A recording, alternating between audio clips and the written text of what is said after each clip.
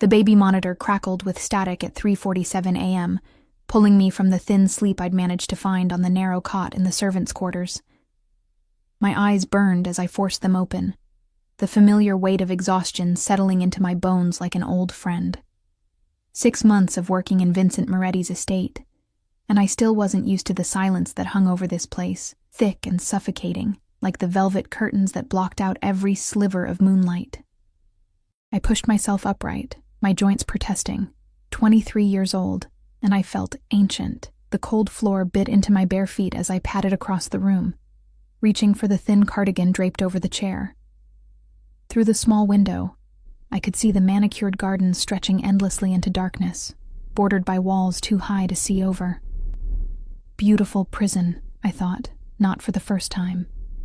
The cry came again, not from the monitor, but filtering through the walls themselves. Soft, whimpering. My heart clenched. I moved quickly through the dimly lit hallways, my footsteps silent on marble floors that probably cost more than everything I'd ever owned combined. Sconces lined the walls at intervals, casting long shadows that seemed to move and breathe. I'd learned to navigate this maze in the dark, learned which floorboards creaked, which turns led where, survival skills for the invisible. That's what I was here. Invisible. Just another face in the rotation of staff who kept Vincent Moretti's world running smoothly while he conducted business I knew better than to ask about. The kind of business that required armed men at every entrance, cameras in every corner, and NDAs thick enough to choke on. The nursery door stood slightly ajar, warm light spilling into the corridor. I slipped inside, and the familiar scent hit me, baby powder, lavender, and something else. Something expensive that clung to everything in this house. Wealth, power, danger. Shh, sweet girl, I whispered, approaching the ornate crib that looked like it belonged in a palace. I'm here. Julia's tiny face was scrunched up, red and wet with tears. 4 months old, and already she'd learned that crying in this house brought swift attention, but only from me. Her mother had died giving birth to her, and Vincent was a ghost. A shadow that moved through rooms but never stayed. I'd seen him exactly 4 times in 6 months, each encounter brief enough to leave me wondering if I'd imagined the intensity of his dark eyes, the sharp line of his jaw, the way the air seemed to change when he entered a space. I lifted Julia carefully, her small body fitting perfectly against my chest. Her crying quieted immediately, replaced by small hiccuping breaths that broke my heart. I know, I murmured, swaying gently. I know, baby. The world's scary when you're alone. I knew that feeling intimately. 3 years since I'd left my mother's apartment in Queens with nothing but a backpack and determination. 3 years of invisible jobs for invisible girls, cleaning houses, watching children, existing in the margins of other people's lives. When the agency had offered me this position, I'd almost said no. The money was too good. The situation too strange. A widowed single father who needed a live-in nanny but was never home. But the money. God. The money. Enough to finally pay off my mother's medical bills. Enough to maybe, someday, stop feeling like I was drowning. I settled into the rocking chair, positioned perfectly to face the window overlooking the gardens. Julia's eyes were already drooping, her tiny fist clutching my finger with surprising strength. Let me tell you a story, I whispered, even though I knew she couldn't understand, but I told her anyway. The same story I told her every night when the loneliness got too heavy. Once upon a time, there was a little girl who dreamed of being seen. My voice was soft, barely above a breath. I sang too.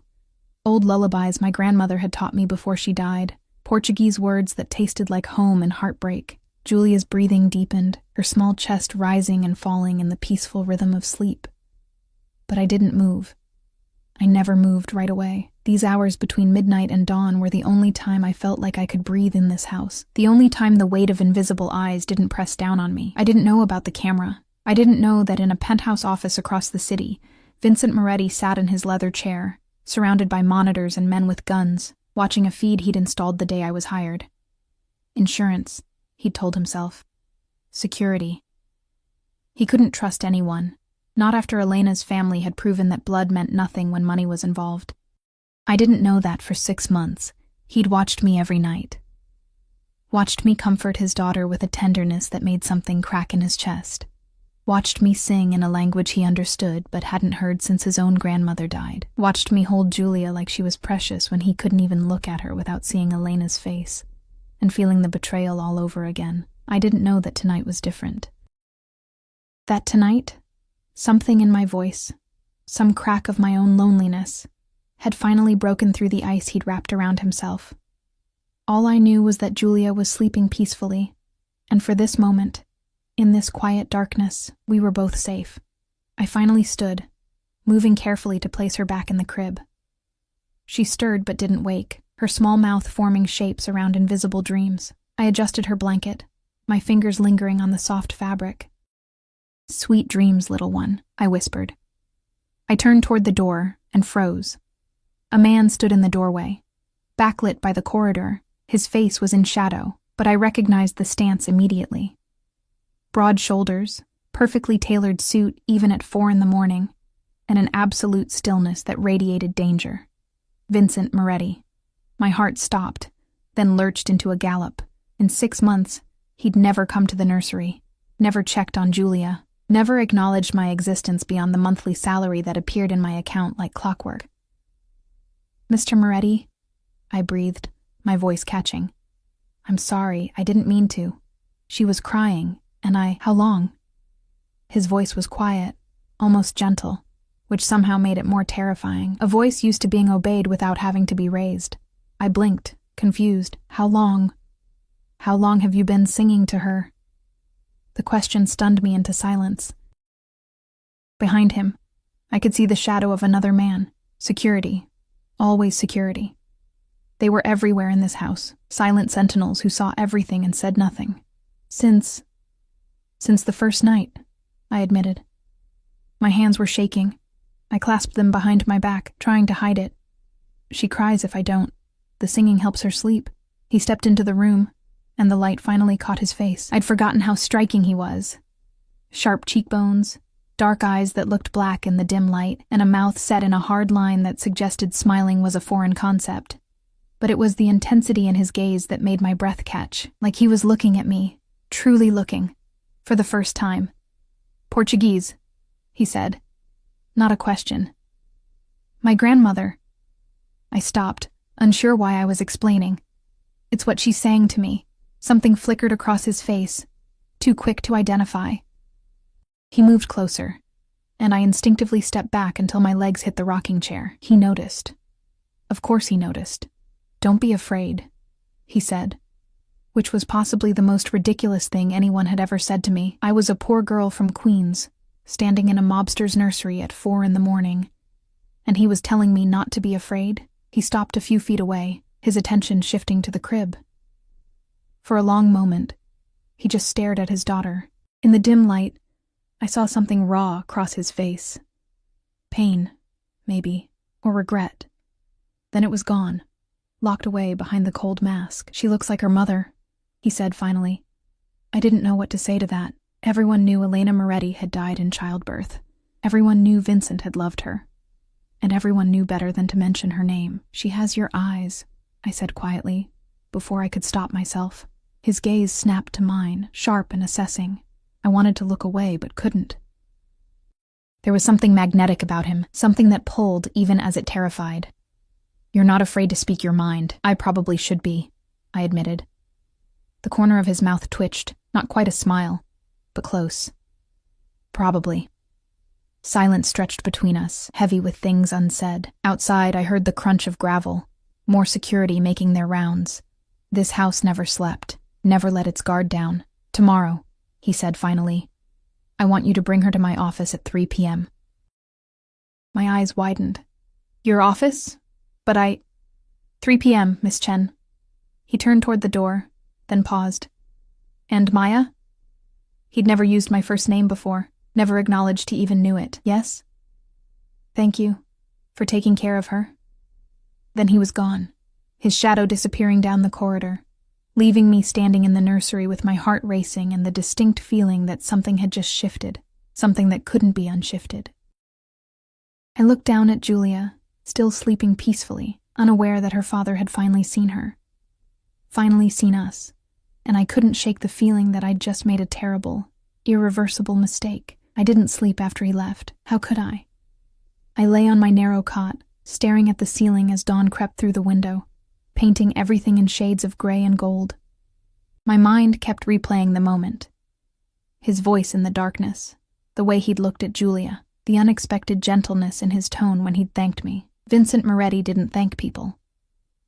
From what I'd gathered in whispered conversations between the household staff, he commanded them, rewarded them sometimes, destroyed them when they disappointed him. But gratitude, that seemed as foreign to him as weakness. By 7 a.m., I was already dressed and moving through my morning routine on autopilot. I changed Julia, fed her the bottle I'd prepared, and tried to ignore the knot of anxiety tightening in my stomach. 3 p.m. His office. Why? "You look like you've seen a ghost," Rosa said when I brought Julia down to the kitchen for my own breakfast. Rosa was the head housekeeper, 50-something and sharp-eyed, the only person in this house who'd shown me anything resembling kindness when I arrived. "Didn't sleep well," I said, which wasn't a lie. She poured me coffee without asking, the good kind that smelled like heaven and probably cost more per pound than I made in a week.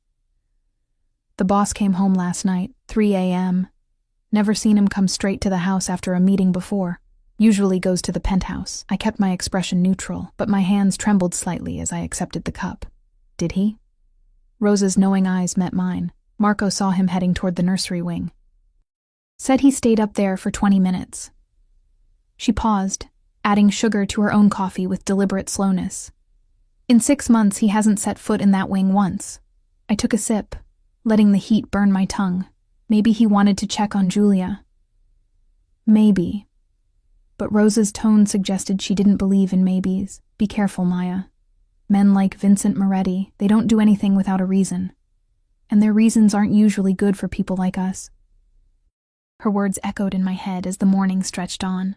I kept to my routine, playtime with Julia on the nursery floor, tummy time on the expensive playmat, walks through the gardens under the watchful eyes of security. But everything felt different now, charged with an energy I couldn't name. At 2:30, I dressed Julia in one of her nicer outfits, a soft pink dress with delicate embroidery that had probably cost more than my entire wardrobe. My own clothes were simple, black pants, a cream blouse, nothing that would draw attention. Invisible, remember? That's how I survived in this world. But as I made my way toward Vincent's office in the East Wing, Julia nestled in my arms. I couldn't shake the feeling that invisible was no longer an option. 2 men stood outside the office doors, not the usual rotating security, but ones I recognized. Luca and Marco, Vincent's personal detail. They looked like they could break me in half without breaking a sweat, all sharp suits and sharper eyes. "Miss Chen," Luca said, his voice surprisingly polite. "He's expecting you." The doors opened, and I stepped into a room that stole my breath. Floor-to-ceiling windows overlooked the estate, flooding the space with afternoon light.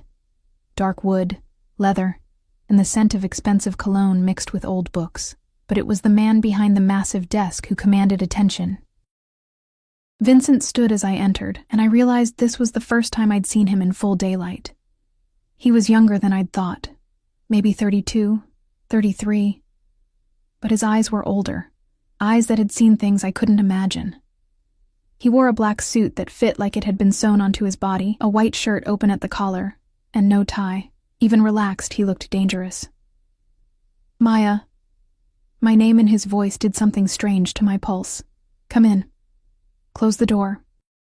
I hesitated, and his expression softened almost imperceptibly. "Luca and Marco are right outside. You're safe." Safe was relative in this house, but I did as he asked. The door clicked shut with a finality that made my stomach clench. "Sit." He gestured to one of the leather chairs across from his desk. I sat carefully, adjusting Julia in my arms. She was awake now, her dark eyes, so like her father's, taking in the room with infant curiosity. Vincent came around the desk, and I tensed involuntarily. But he didn't approach me. Instead, he moved to the windows, his back to us, his hands in his pockets. The posture of a man carrying weight I couldn't see. "How much do you know about my wife?" he asked finally. The question caught me off guard. Only what the staff has mentioned, that she died during childbirth. That you loved her." "I did." His voice was flat, emotionless. "For 10 years, Elena was my everything. We grew up together, her family and mine, intertwined by blood and business. I thought I knew her better than I knew myself." He turned, and the look on his face made my breath catch. Pain, yes, but something darker beneath it, betrayal. 3 days before she died, I discovered she'd been having an affair with my cousin, Marco. Not the Marco outside, the other one. The one I trusted with my life. His laugh was bitter, sharp enough to cut. They'd been together for 2 years. Planning to run, take half my assets, destroy everything I'd built. She was going to use the baby as leverage. My own daughter, a bargaining chip. I held Julia tighter, my heart breaking for the innocent child in my arms, who would grow up with this story as her legacy. "I confronted her the night she went into labor," he continued, his voice dropping lower. "The stress, the argument. The doctors said it contributed to the complications. She hemorrhaged. Marco tried to run after she died. He didn't make it to the airport. The implication hung in the air. I didn't ask what happened to Marco. I didn't want to know." "Why are you telling me this?" My voice came out barely above a whisper. Vincent crossed the room then, moving with a predator's grace, and crouched in front of my chair. This close. I could see the fine lines around his eyes, the shadow of stubble on his jaw, the way his throat worked as he swallowed. "Because I haven't been able to look at her," he said, his eyes finally moving to Julia. "Every time I try, I see Elena. I see the betrayal. I see everything I lost." His hand lifted, hesitant, and brushed against Julia's tiny foot. She kicked, and something cracked in his expression. "But last night, I watched you with her. I heard you singing, saw the way you held her like she was the most precious thing in the world, and I realized, she is." Tears pricked my eyes. "She's innocent in all this. I know." His hand curled into a fist, then relaxed. "I've been punishing her for her mother's sins, and in doing so I've become exactly what I swore I'd never be. My father. Cold, distant, unable to love the people who need me most." He stood abruptly, moving back to the window as if he couldn't handle the proximity. "I've watched you every night for 6 months, Maya. The camera in the nursery, my blood ran cold." "You've been watching me?" "For security," he said quickly. "Initially. But then..." He ran a hand through his dark hair, a gesture so human it startled me. "Then it became about watching someone be the parent I couldn't be, watching you love my daughter when I was too broken to try." The confession hung between us, raw and honest in a way I suspected Vincent Moretti rarely allowed himself to be. "What do you want from me?" I asked, though I wasn't sure I wanted the answer. He turned, and the intensity in his gaze pinned me to the chair. "I want you to teach me how to be her father, how to look at her without seeing ghosts. How to..." He stopped, jaw clenching. "How to be human again." The vulnerability in his words shattered something in my chest. This man, who commanded an empire built on fear and power, was asking me, a nobody from Queens, to teach him how to love his own daughter. "I don't know if I can do that," I admitted. "You're already doing it." He moved closer again, and this time I didn't flinch. "Every night you show her what love looks like. Patience, tenderness. You make her feel safe in a house built on violence." His hand reached out, not toward Julia, but toward me. His fingers brushed my cheek, so gently I almost thought I'd imagined it. "You make me believe it's possible to feel something other than rage and grief." My breath caught. This was dangerous territory, dangerous in ways that had nothing to do with his business, and everything to do with the way my heart was suddenly racing. "Mr. Moretti." "Vincent," he corrected. "When it's just us, call me Vincent." "Vincent," I repeated, tasting his name. "This, whatever this is, I'm just the nanny. I can't..." "You're not just anything." His voice was firm, leaving no room for argument. "Not anymore.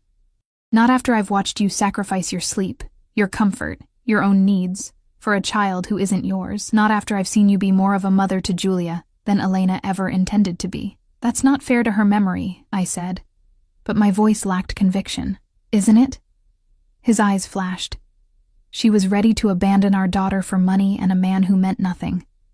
You've stayed through every sleepless night, every moment of thankless work, because you have a heart she never possessed. Julia chose that moment to whimper, and instinctively I began to sway, soothing her with the motion she knew meant comfort. Vincent watched, and something in his expression shifted, softened. "Let me try," he said suddenly. "Let me hold her." My arms tightened protectively. "Are you sure?" "No." His honesty was disarming. "But I need to. Please." Slowly, carefully, I stood and moved toward him. He looked terrified, this man who faced down rival families and federal agents without blinking. His arms came up awkwardly, and I guided his hands into position, showing him how to support her head, how to hold her securely against his chest. Julia looked up at her father with curious eyes, and Vincent looked down at his daughter like he was seeing her for the first time. Maybe he was. "She's so small," he whispered. "She'll grow," I said softly. "And she needs her father to be there when she does." His eyes met mine over Julia's head, and the intensity there made my knees weak. "Will you stay? Will you help me do this right?" It wasn't just about the nanny position anymore. We both knew it. This was something bigger, more complicated, more dangerous than a simple employment arrangement. I should have said no, should have recognized the warning signs, the obsessive watching, the isolated estate, the violent world he lived in, should have remembered Rosa's warning about men like Vincent Moretti. But when I looked at Julia, peaceful in her father's arms for the first time, and saw the hope warring with fear in Vincent's eyes, I couldn't walk away. "Yes," I whispered, "I'll stay." The smile that crossed his face was small, barely there, but it transformed him, made him look younger, almost vulnerable. "Thank you, Maya." He looked back down at Julia, his large hand cradling her tiny head with unexpected gentleness. "I promise you won't regret this." But as I watched them together, father and daughter finally beginning to heal, I couldn't shake Rosa's words from my mind. Men like Vincent Moretti don't do anything without a reason, and I was terrified to discover what his reason truly was. The days that followed blurred together in a strange, surreal pattern that felt like living in two different worlds simultaneously. By day, Vincent was still the ghost, absent for hours, sometimes days, conducting business I knew better than to ask about. But the evenings belonged to us. He started coming to the nursery every night at 8 p.m., like clockwork.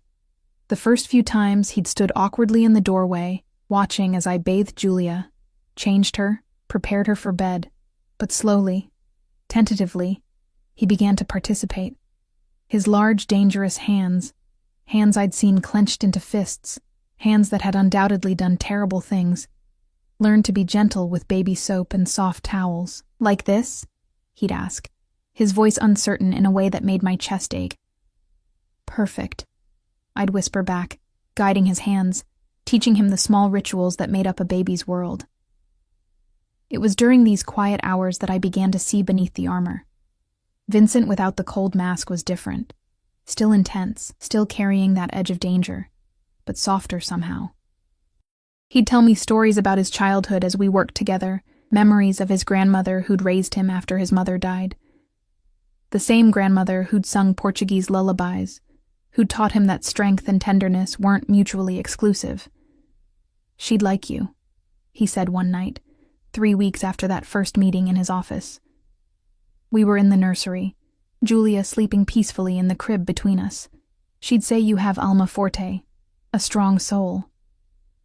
I smiled despite myself. My grandmother used to say the same thing, usually right before telling me I was too stubborn for my own good. His laugh was quiet, rusty from disuse, but genuine. Stubbornness can be a virtue. In my world, it's often the only thing that keeps you alive. His world, the reminder of who he was, what he was, sent a chill through me. I'd been living in this bubble, letting myself forget that beyond these walls, Vincent Moretti was a man people feared. A man who dealt in violence and control. As if reading my thoughts, his expression shuddered slightly. "You've never asked what I do, Maya. Why not?" I kept my eyes on Julia, watching the rise and fall of her small chest. Because I'm not sure I want to know. And because it doesn't change what needs to be done here. Julia needs her father, regardless of how he makes his living. "You're afraid of me." It wasn't a question. "Sometimes," I admitted, finally meeting his gaze. "But not in the way you think. I'm not afraid you'll hurt me physically. I'm afraid of—" I trailed off, unsure how to articulate the complicated tangle of emotions he stirred in me. "Of what?" He moved closer, and the air between us charged with something electric. "Of how you make me feel," I whispered. "Like I matter. Like I'm visible. I've spent 3 years being invisible, Vincent. It's safer that way." His hand came up to cup my face, his thumb brushing my cheekbone with devastating gentleness. "You could never be invisible to me. From the first moment I saw you on that camera feed, holding my daughter like she was yours, singing to her in the darkness, you became the only thing I could see clearly." My breath caught.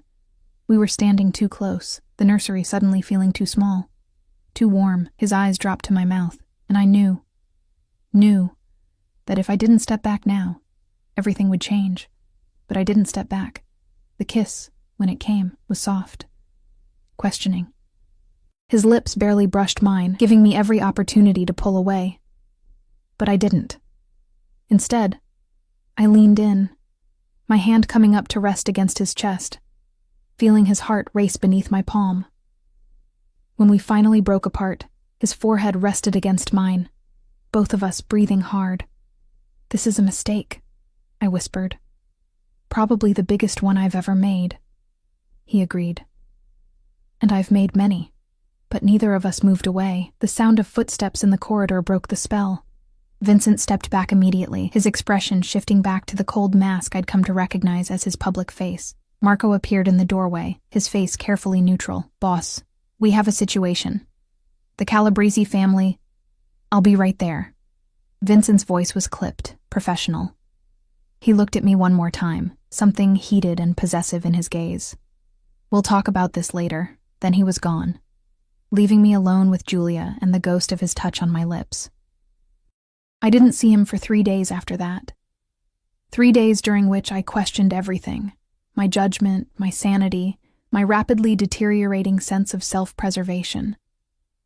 Rosa watched me with knowing eyes but said nothing, which somehow made it worse. When Vincent finally returned, it was 2 a.m., and I was in the kitchen making tea, unable to sleep. I heard him before I saw him. The quiet footsteps, the whispered exchange with security.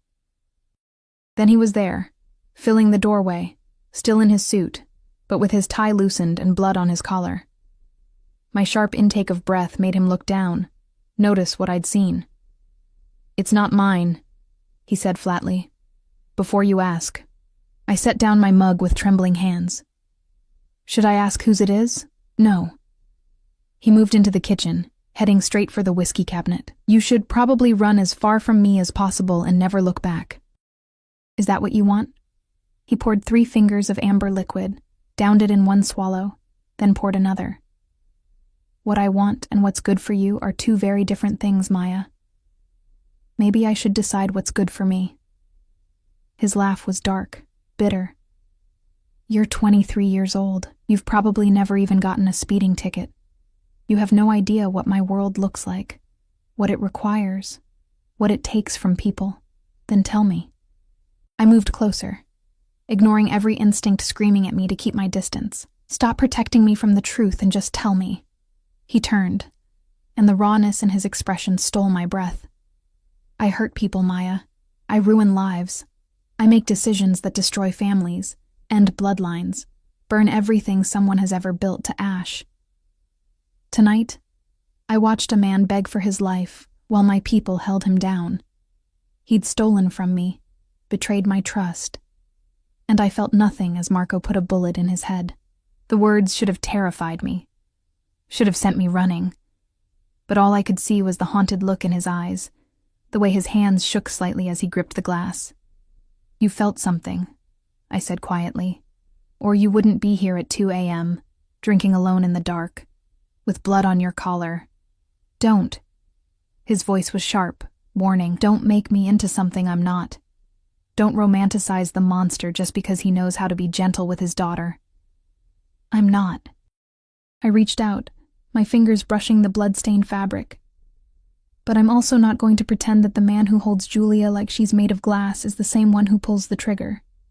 You're both, Vincent, and maybe that's what terrifies you most. His hand shot out, gripping my wrist. Not hard enough to hurt, but firm enough to make his point. You should be terrified of me too. I told you I'm afraid, just not of what you think. Then what? He pulled me closer, his other hand tangling in my hair. What are you afraid of, Maya? Of falling for you, I whispered. Of becoming so entangled in your world that I lose myself, of wanting something I can never truly have because you're you and I'm nobody. His grip tightened. Don't ever call yourself nobody again. Do you understand me?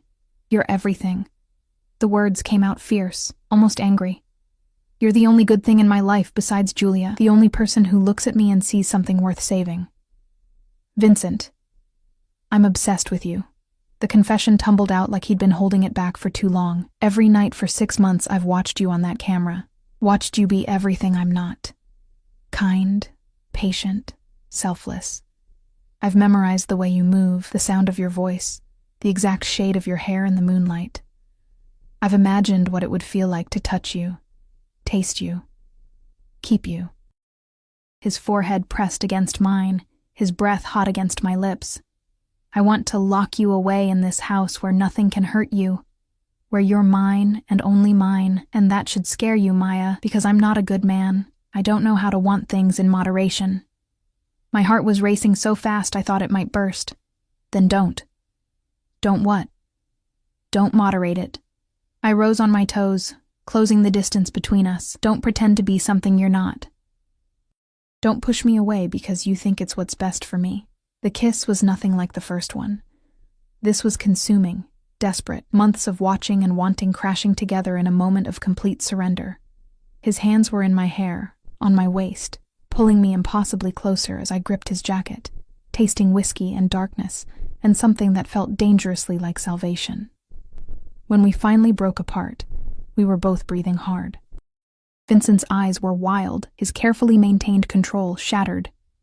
If you stay, he said, his voice rough, there's no going back. I won't let you go. Can't. I've lost too much already. I won't lose you, too. That sounds like a threat. It's a promise. His thumb traced my swollen lower lip. I'll give you everything, Maya. Protection, wealth, anything you could possibly want. But in return, you're mine. Completely. No half measures, no walking away when things get difficult. It was possessive, controlling, every red flag I'd ever been warned about. But looking into his eyes, I saw something else too, desperation, loneliness.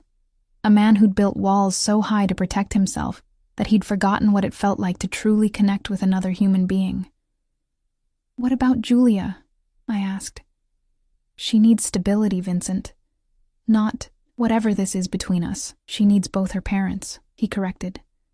A father who's learning to love her and a mother who already does. The implication made my head spin.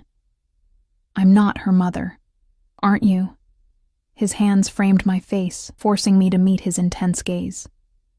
You've been more of a mother to her than Elena ever was, even when she was alive. Julia lights up when she sees you. She's safe with you, happy, and He swallowed hard. I need you, Maya. Both of us do. Stay. Not as the nanny, but as mine, as ours. You're asking me to give up everything. My freedom, my independence, my whole life. To raise a child who isn't mine in a world I don't understand. Yes. No apology, no softening. Just brutal honesty. I'm asking you to choose this life, choose us, choose me with all my darkness and broken pieces, and in return I'll worship you, protect you, give you everything I have. I should have said no. Should have recognized this for what it was. A gilded cage, wrapped in passion and promises. But when I thought about leaving, about walking away from Julia's small smiles and Vincent's unexpected gentleness, about returning to my invisible life of cleaning other people's houses and existing in the margins, I couldn't do it. Okay, I whispered. His eyes widened. Okay? Yes. I'll stay. I'll be yours. I reached up to touch his face, feeling the stubble rough against my palm. But you have to promise me something, anything. Promise me you'll keep trying with Julia. That you won't give up on being her father, even when it's hard. Even when you see Elena instead of your daughter. Something flickered across his face. Surprise, maybe, that I'd asked for something so simple. I promise. She'll never doubt that she's loved. Not like I did. The vulnerability in those words cracked my heart open. I pulled him down into another kiss, sealing the promise, sealing our fate. When we finally pulled apart, Vincent held me close, his face buried in my hair. I won't let anything happen to you, he murmured. You're under my protection now, my family. Anyone who even thinks about hurting you will answer to me. The possessiveness should have frightened me. Instead, for the first time in 3 years, I felt safe. Even if that safety came wrapped in darkness and blood-stained collars. Even if I'd just signed away my freedom to a man who'd admitted he was obsessed with me. Even if I had no idea what tomorrow would bring. For tonight, in Vincent Moretti's arms, I was seen. I was wanted. I was home. The next morning, everything changed. I woke to sunlight streaming through unfamiliar windows and the disorienting realization that I wasn't in my small servants' quarters. The bed beneath me was massive, the sheets Egyptian cotton, and the scent of Vincent's cologne clung to the pillow beside me. His bedroom. I was in Vincent Moretti's bedroom. Memory flooded back. The kiss in the kitchen, his confession, my acceptance. After we'd finally pulled apart, he'd insisted I sleep here, in his room, where he could keep me close. I have work to finish, he'd said, brushing my hair back. But I need to know you're here when I'm done. That this wasn't a dream. I'd been too exhausted, too overwhelmed to argue. He'd given me one of his shirts to sleep in, and I'd climbed into his bed while he disappeared into his office down the hall. The last thing I remembered was the sound of his voice through the walls, speaking rapid Italian into a phone, and the unexpected comfort of being surrounded by his scent. Now, in the harsh light of day, reality crashed down. What had I done? The door opened, and Rosa entered carrying a tray. Her eyes widened when she saw me, then carefully neutralized. Good morning, Miss Chen. Mr. Moretti asked me to bring you breakfast. I sat up, pulling the sheets around me self-consciously. Rosa, you don't need to explain anything to me, child. She set the tray on the bedside table. Fresh fruit, pastries, coffee, far more than I'd ever been served before. But I will say this, Vincent Moretti is not an easy man to love. His world is dangerous, and the people in it don't always survive with their souls intact. I know what I'm getting into, I said, though the words felt hollow. Her expression softened. Do you? Because from where I'm standing, you're a good girl who's about to become the most valuable target in the city. The second word gets out that you matter to him, and it will get out. Every enemy he has will be looking for ways to use you against him. The coffee turned bitter in my mouth. I hadn't thought about that. Hadn't considered that loving Vincent meant inheriting his enemies. Where is he? I asked. Downstairs with his men. There was an incident last night. Retaliation from the Calabrese family. 3 of our warehouses were hit. She moved toward the door, then paused. He's had me prepare the room next to his for Julia. The nursery upstairs is being converted into a playroom. He wants his family close now. His family. The word sent a shiver through me. Part fear, part something else I didn't want to examine too closely. After Rosa left, I showered in Vincent's massive bathroom, using his soap, his shampoo, marking myself with his scent. Then I dressed in my own clothes. Simple, practical, nothing that screamed mob boss's girlfriend, and went to find my daughter. Not my daughter, Vincent's daughter. But God help me, Julia felt like mine. I found her in the converted nursery with Vincent, and the sight stopped me in my tracks. He sat on the floor, Vincent Moretti, in a $1,000 suit, sitting cross-legged on a playmat while Julia grabbed at his tie. His expression was soft, unguarded, nothing like the cold mask he showed the world. "You're going to ruin that tie," I said from the doorway. His head snapped up, and the smile that crossed his face was devastating. "I have others." He stood, lifting Julia with him, and crossed to me. "Good morning, cara mia." The endearment in Italian made my heart skip. Before I could respond, he kissed me. Slow, possessive, claiming me in front of the morning light and his infant daughter. When he pulled back, his eyes were dark with promise. "I have to leave for a few hours," he said. "Business I can't postpone. Marco and Luca will stay with you. They're your personal security now. You don't leave the estate without them. You don't go anywhere alone. Understood?" The command rankled, but I saw the fear beneath it. "Vincent, please." His hand cupped my face. "I need to know you're safe. Both of you." I nodded, and some of the tension left his shoulders. He kissed me again, then Julia's forehead before reluctantly pulling away. "There's something else," he said, reaching into his jacket. He pulled out a small velvet box and my breath caught. This was my grandmother's. She'd want you to have it. He opened the box to reveal a ring. Not an engagement ring, but something more delicate.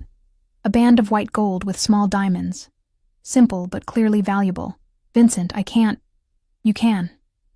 He slid it onto my right hand, his thumb rubbing the metal into place. "You're part of this family now, Maya. My family. And everyone needs to know it." The weight of the ring felt like a brand. A declaration. A warning to anyone who might think of harming me. After he left, surrounded by armed men and the aura of controlled violence, I tried to fall back into routine. But nothing was routine anymore. Staff members who'd barely acknowledged my existence now treated me with deference. The security detail followed me everywhere, not oppressively, but constantly present. And the ring on my finger caught the light with every movement, a constant reminder that I'd crossed a line I could never uncross. 3 days passed in this strange new normal. Vincent came to us every evening, and we'd become something like a family. He'd hold Julia while I prepared dinner in the main kitchen. His kitchen now, not the staff area. We'd eat together, talk about everything and nothing, and then he'd help me put Julia to bed before pulling me into his arms. The nights were when I learned the truth of Vincent Moretti. When the masks came off and I saw the man beneath, scarred, haunted, desperately trying to be better than his father had been. He told me stories about his childhood, about watching his father rule through fear and violence, about swearing he'd be different, about Elena's betrayal shattering that promise. I became exactly what I hated. He admitted one night, his fingers tracing patterns on my bare shoulder as we lay in his bed. Cold. Cruel. Incapable of trust. "You're not incapable," I whispered. "You trust me." His arms tightened around me. "You're different. You're light, Maya. In a world that's been nothing but darkness for so long, you're the only thing that doesn't hurt to look at." I was falling for him, despite the danger, despite the blood on his hands, despite every rational reason to run. I was falling hopelessly, irrevocably in love with Vincent Moretti. And then on the 4th night, everything shattered. I woke to the sound of breaking glass and shouting. Vincent was already moving, pulling on pants, grabbing a gun from the nightstand drawer I hadn't known existed. "Stay here," he commanded, his voice cold and lethal. "Lock the door behind me. Don't open it for anyone but me or Marco." "Vincent, what? Now, Maya?" The fear in his eyes terrified me more than the sounds of violence downstairs. He was gone before I could respond. I locked the door with shaking hands, then ran to the adjoining room where Julia slept. She was stirring, frightened by the noise. I scooped her up, holding her close to my chest, and retreated to the corner farthest from the door. Gunshots. I heard gunshots. Julia began to cry, and I clamped my hand over her mouth, trying to muffle the sound while whispering desperate Portuguese lullabies. My heart hammered so hard I thought it might break through my ribs. More shouting. A scream. Male, agonized, then cut off abruptly. footsteps pounding up the stairs. I pressed myself further into the corner, wishing I had a weapon, wishing I'd listened to Rosa's warnings, wishing I'd never fallen for a man whose world was built on violence. The doorknob rattled. Once. Twice. Then Vincent's voice, tight with urgency. "Maya, it's me. Open the door." I stumbled forward, unlocking it with fumbling fingers. He burst in. Blood splattered across his bare chest, a gun still in his hand. But his eyes found mine immediately, scanning me for injuries with desperate intensity. "Are you hurt?" He crossed to me in 2 strides, his free hand running over me, checking, confirming. "Did anyone touch you?" "No, we're fine." "What happened?" "Calabrese sent a team. 6 men." His jaw clenched. "They're dead now." The casual way he said it should have horrified me. Instead, all I felt was relief that he was alive, that we were safe. "This is my fault," he said, his voice rough. "They came for you. Someone talked. Word got out about you and Julia. They thought they could get to me through you." His hand cupped my face, almost crushing in its intensity. "I won't let that happen again. Do you understand? I won't lose you. Vincent, I'm moving you. Tomorrow. There's a safe house upstate, completely off the grid. You and Julia will stay there with a full security detail until I've handled this. You're sending us away?" Panic clawed at my throat. "I'm protecting you." His thumb brushed away tears I hadn't realized were falling. "The Calabrese family declared war tonight. It's going to get bloody, and I can't fight them if I'm worried about you every second." "Then let me help. No." The word was final. "You're not part of this world, Maya. You're the one good thing I have left, and I won't let it touch you." But it already had. The moment I'd agreed to stay, to be his, I'd become part of his world whether he wanted to admit it or not. Still, I nodded, because the fear in his eyes was too raw to argue with. "How long?" "A week. Maybe 2. However long it takes to end this." He pulled me and Julia into his arms, holding us like we might disappear. "I promise you, Karamia, I'll come back. And when I do, we'll be safe, all of us." That night, I didn't sleep. I lay in Vincent's arms, listening to his heartbeat, memorizing the feel of him beside me. Because despite his promises, despite the army of men protecting this house, I couldn't shake the feeling that everything was about to fall apart. And I was right. The next morning, as we prepared to leave for the safe house, Marco burst into the room where I was packing Julia's things. "Boss, we have a problem. It's about Miss Chen." Vincent's expression went carefully blank. "What kind of problem?" Marco's eyes flicked to me, then back to Vincent. "Calabrese doesn't just want her dead. He wants her alive. He's offering $5 million to anyone who brings her to him unharmed." The color drained from Vincent's face. "Why? Because apparently," Marco said slowly, "Elena wasn't just betraying you with your cousin. She was feeding information to the Calabrese family for years. And they think Maya might know where Elena hid the evidence. Account numbers, recordings, documents that could bring down half the families in the city. That's insane," I said. "I never even met Elena. How would I—" "It doesn't matter if it's true." Vincent's voice was dead, hollow. "They believe it, which means every bounty hunter, every desperate soldier, every enemy I've ever made will be coming for you." He turned to me, and the devastation in his eyes made my knees weak. "I can't protect you here, Maya. I can't protect you anywhere. As long as you're with me, you're a target. And His voice broke. "I can't watch you die. I can't survive losing someone else I love." Love. The word hung between us, precious and poisonous all at once. "So what are you saying?" But I already knew. Could see it in the way he couldn't meet my eyes. "I'm saying I have to let you go." "No." The word ripped from my throat, raw and desperate. "No, Vincent. You can't. I have to." His hands gripped my shoulders, his eyes blazing with barely controlled emotion. "Don't you understand? Keeping you here is killing you. $5 million, Maya. That's enough to make even loyal men consider betrayal. Enough to bring every mercenary on the East Coast to my door. Then we fight." I clutched Julia tighter, my voice rising. "You have an army. You have resources. We can what? Live in hiding forever?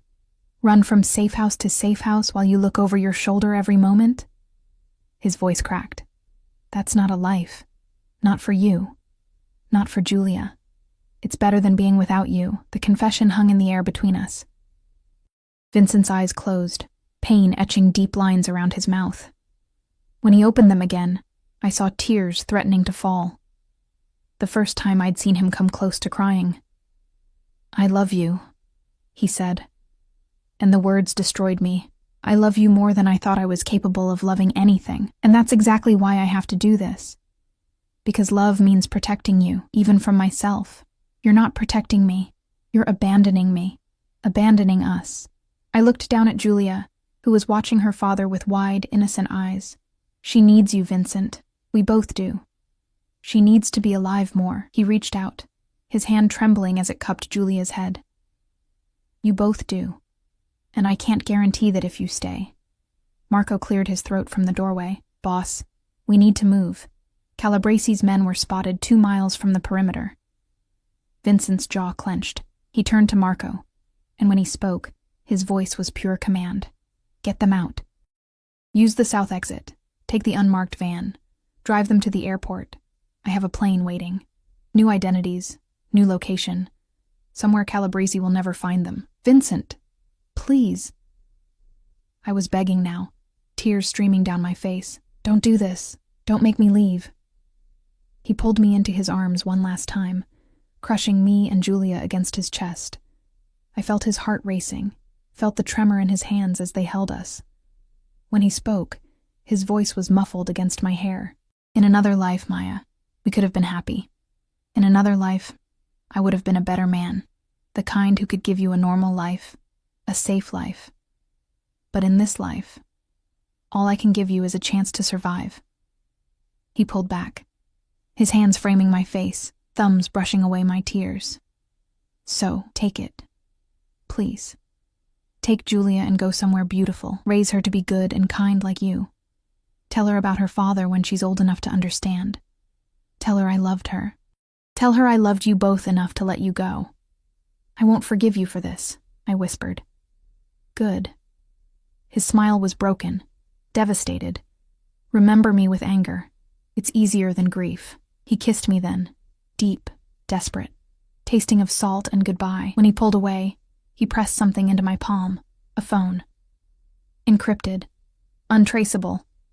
If you ever need anything, anything at all, call the only number programmed in there. Money will appear wherever you need it, protection if someone finds you. I'll move heaven and earth to keep you safe, Maya, even if I can't be there to do it myself. Marco stepped forward. Boss, we're out of time. Vincent kissed Julia's forehead, his eyes closing as he breathed in her baby scent one last time. Papa loves you, Piccola. Never forget that. Then he was stepping back, physically tearing himself away from us. His face was a mask of anguish, and I realized with stunning clarity that this was killing him just as surely as it was killing me. Go, he said, now, before I change my mind and damn us all. Marco's hand on my elbow was gentle but insistent. I let him guide me from the room, down the servants' stairs, through corridors I'd walked 100 times before. Each step felt like dying. Each breath hurt. At the south exit, Luca waited by an unmarked van. He took my bag without a word, his expression carefully neutral. But I saw the tightness around his eyes, the way he wouldn't quite meet my gaze. Even Vincent's most loyal men knew this was wrong. As Marco helped me into the van, I looked back at the house one last time. Vincent stood at his bedroom window, a dark silhouette against the light. Even from this distance, I could see the rigid set of his shoulders, the way his hand pressed against the glass. I raised my hand, a gesture of goodbye, of forgiveness, of love that wouldn't die just because we were being torn apart. He didn't wave back.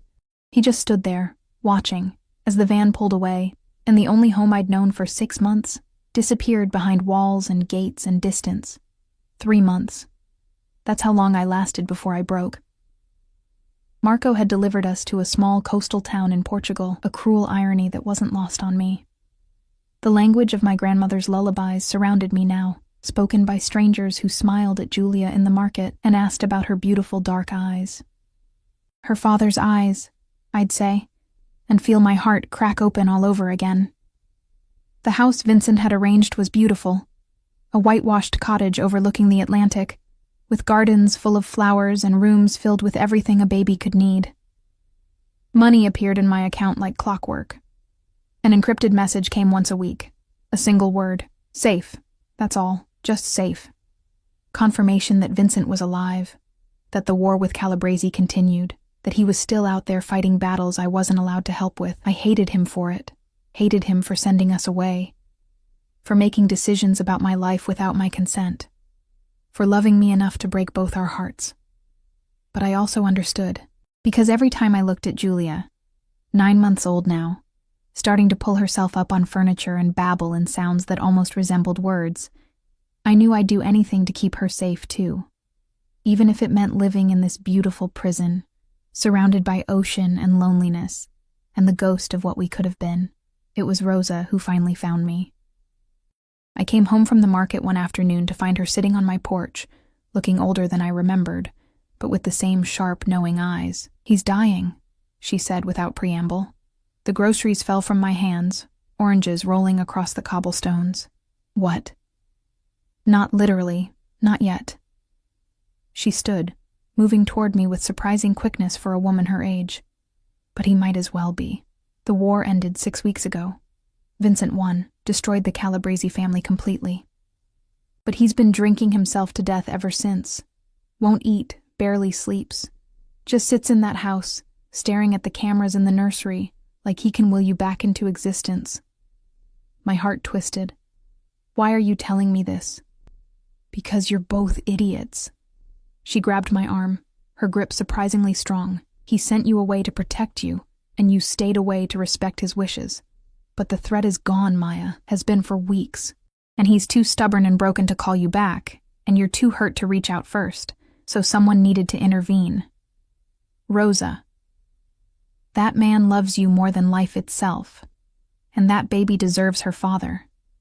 So you're going to get on a plane tomorrow, fly back to New York and fix this. Or I swear to God, I'll drag you both back by your ears myself." The estate looked the same. Same high walls, same guards at the gate, though they looked surprised to see me, their hands immediately moving to phones and radios to report my arrival. Same marble floors that echoed with my footsteps as I carried Julia through the front door. But something was different. The house felt dead, empty in a way that had nothing to do with the number of people present. I found Vincent in his office, exactly where Rosa said he'd be. The curtains were drawn, the room dim despite the afternoon sun outside. Empty whiskey bottles littered the desk, and papers covered every surface, business documents, surveillance photos, and in the center of it all, a printed photograph of me and Julia in Portugal. He'd been watching us, still protecting us from thousands of miles away. He didn't notice me at first. He sat slumped in his chair, staring at nothing, his face gaunt and shadowed with beard growth. He'd lost weight. His suit hung loose on his frame, and his eyes, God, his eyes looked dead. Vincent. His head snapped up, and for a moment I saw everything flash across his face. Disbelief, hope, fear, joy, before he could lock it down. He stood so quickly his chair fell backward, his hands gripping the desk like he needed the support. "You're not real," he said hoarsely. "You're not. This is another hallucination. The whiskey. I'm real." I stepped further into the room, and Julia chose that moment to squeal, reaching her arms toward her father with the universal gesture of a baby who wanted to be held. Vincent's face crumbled. "Maya, you can't be here. It's not safe. Calabrese is dead. His whole family is either dead or in prison," Rosa told me. I moved closer, my heart breaking at how destroyed he looked. "The threat is gone, Vincent. Has been for weeks. So why didn't you call us home?" "Because..." His voice broke. He ran shaking hands through his hair, and I realized he was on the edge of falling apart completely. "Because I didn't deserve you back. Because I sent you away, made you cry, broke every promise I made. Because even with Calabrese gone, there will always be another threat. My world is darkness, Maya. It will always be darkness. And you..."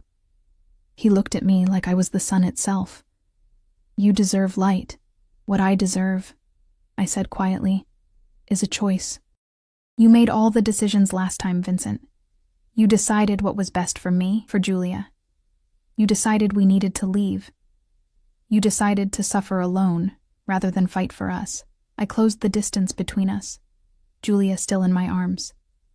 So now I'm making a decision. I'm choosing you. I'm choosing this life, with all its darkness and danger. I'm choosing us. You're insane. But hope was creeping into his voice, tentative and fragile. You should run from me. Hate me. I sent you away to protect us. I know. And I spent 3 months hating you for it. I reached up, my free hand cupping his face, feeling the hollow of his cheek beneath my palm. But I also spent 3 months loving you, missing you, wanting to kill you and kiss you and scream at you all at once. So here I am, Vincent. I'm back. And unless you physically throw me out, I'm staying. His hand came up to cover mine, pressing it harder against his face like he needed the contact to believe I was real. I don't deserve you. Probably not. I smiled through my tears, but you're stuck with me anyway. He moved then, fast, desperate, crushing me and Julia against his chest. His whole body shook with the force of emotions he'd been holding back, and I felt wetness against my neck. Vincent Moretti was crying, the man who faced down enemies without flinching, who dealt in death and violence, was sobbing into my hair like a broken child. I'm sorry, he choked out. I'm so sorry. I thought I was doing the right thing. I thought... Shh. I held him tighter. Julia squeezed safely between us. I know. I understand. But we're here now. We're home. Home, he repeated, like testing the word. His hands came up to frame my face, thumbs brushing away my own tears. Say you'll stay. Promise me. Promise you won't leave again. I promise. I whispered. But you have to promise me something too. Anything. Promise me no more secrets. No more making decisions for me to protect me. We face things together from now on. As partners. As family. As family, he agreed. Then his eyes dropped to Julia, who was babbling happily, completely oblivious to the emotional reunion happening around her. Julia, mia figlia. Did you miss Papa? She reached for him, and he took her with shaking hands, holding her close and breathing her in. The look on his face, pure love mixed with regret and determination, told me everything would be different now. She learned to wave, I said softly, and she's almost walking. You missed so much. Never again. It was a vow. I'll never miss another moment. I swear it. That night, after Julia was asleep in the nursery that had been converted back from a playroom, because Vincent wanted his daughter close, wanted his family under one roof where he could protect us, we lay tangled together in his bed. Marry me, he said suddenly. I lifted my head from his chest. What? Marry me. He shifted, reaching into the nightstand drawer and pulling out a small velvet box. I bought this 2 days after you left. Been carrying it around like a talisman, hoping I'd get the chance to give it to you. He opened it, revealing a ring that took my breath away, a single diamond, elegant and simple, exactly what I would have chosen. I know I'm damaged. I know my world is dangerous. I know I don't deserve you. But I love you, Maya. And I want the whole world to know you're mine. That we're a family. So please, cara mia, marry me. I looked at the ring, at the man offering it, at the life he was promising. It wasn't normal. It would never be safe. There would always be threats, always be danger lurking at the edges of our happiness, but it was ours. Yes, I said. Yes, I'll marry you. The smile that broke across his face was the most beautiful thing I'd ever seen. He slid the ring onto my finger, next to his grandmother's band, which I'd never taken off, and kissed me like a man who'd been given a second chance at salvation. I'll spend the rest of my life making you happy, he promised against my lips. I'll be the father Julia deserves, the husband you deserve. I'll be better. I swear it. I know you will. I pulled him closer, sealing the promise with a kiss. We both will. Together. 6 months later, I stood in the gardens of the estate, wearing a simple white dress, and married Vincent Moretti surrounded by flowers and family. Rosa crying openly, Marco and Luca standing as witnesses, and Julia in Rosa's arms, clapping her tiny hands in delight. It wasn't a traditional wedding. There were armed guards at every entrance, security measures that would make a military installation jealous, and half the guests were men with dangerous reputations and blood on their hands. But when Vincent slipped the wedding band onto my finger and promised to love me until his last breath, I knew I'd made the right choice. Because sometimes love isn't about finding someone perfect. It's about finding someone who looks at you like you're worth fighting for, worth changing for, worth building a life around, even when that life is complicated and dangerous and nothing like what you'd imagined. Vincent Moretti had hidden a camera in the nursery to keep his daughter safe. What he'd found instead was a reason to be more than the cold, broken man his past had created, and I'd found something too, a home, a family, and a love fierce enough to survive anything the world threw at us. As we danced under the stars, Julia sleeping peacefully inside while guards watched the perimeter, Vincent held me close and whispered, "Thank you." For what? For coming back, for choosing me, for teaching me how to love again. He kissed my forehead, and I felt the truth of his words in the steady beat of his heart, for being the light in all my darkness. I smiled against his chest, watching the moon rise over the walls that surrounded our beautiful, dangerous, perfect life. "Always," I whispered back, "I'll always choose you." And I meant it, because Vincent Moretti had seen me at 3 a.m. singing lullabies to a baby who wasn't mine, and he'd fallen in love with the woman he saw.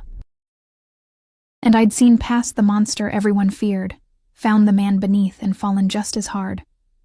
Together, we were home. Finally, completely, irrevocably home.